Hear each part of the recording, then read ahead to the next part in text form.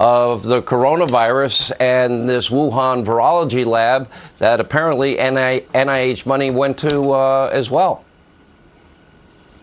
Yeah, it's about time the CDC actually admits their failures. But I think in admitting their failure, they say, the road to recovery, it means, acknowledging you have a problem. But I think in admitting their failure, they still aren't acknowledging, what the solution is. Their solution is, maybe we were too slow to institute mandates because we were debating the science. I think the opposite is true. They were looking at the science, misinterpreting it, and then drawing conclusions that meant, we should put masks on all of our children. Well, countries like Sweden didn't put the children in masks at all. The children didn't get sick and die, neither did the teachers, and yet the conclusions we drew from the CDC, I think, were incorrect and have led to a great deal of setbacks for our children. But you're right, the biggest error they made was not acknowledging that once you've had COVID, you have immunity and that it's protective. By not acknowledging that, they've been pushing 4 or 5 boosters. They've been saying that 2-year-old children need to have boosters. There's no truth to that. There is no evidence. I asked Dr. Fauci this in committee. There's no evidence that a booster for a child protects transmission, hospitalization, or death. The only thing a booster does is your child will make antibodies to a booster, but there's no evidence that it's of any benefit to your child to get a booster. And there was no science behind what they were trying to push on children either. You got the virus very early, and you were very public about it. And you talk more than anybody else about natural immunity. For those that may not know, you're a medical doctor as well.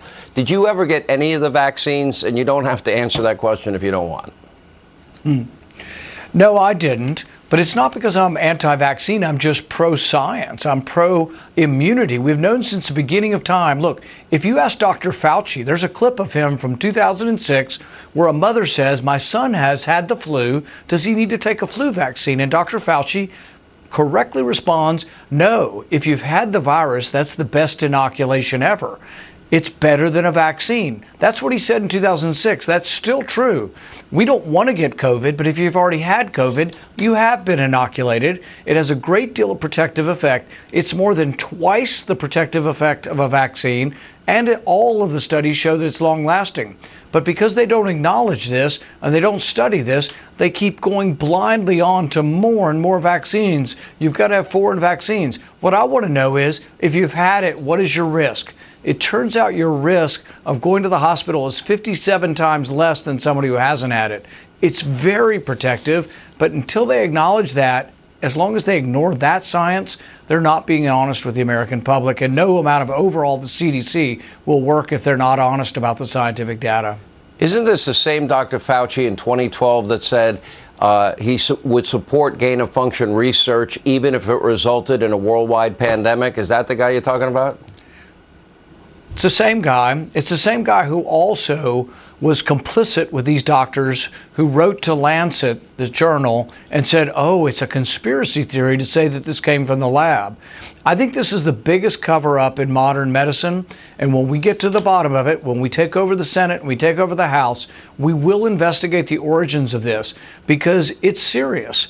There are labs around the world doing experiments on viruses that have 50% mortality, trying to make them more transmissible, to trying to make them aerosolized, trying to make them more infectious. This is a death wish for humanity, and we must do something about it. And Dr. Fauci's at the very origins of this because he funded the research and then he denied it was gain of function. But I had a panel of 3 prominent scientists come to Congress about 3 weeks ago, and they acknowledged that this was gain of function, and it hasn't been honest, that Dr. Fauci has not been honest with the American people about it. Well, I think we learned about that from emails and from The Intercept and from Project Veritas and the NIH's own materials as well, and his personal emails. All right.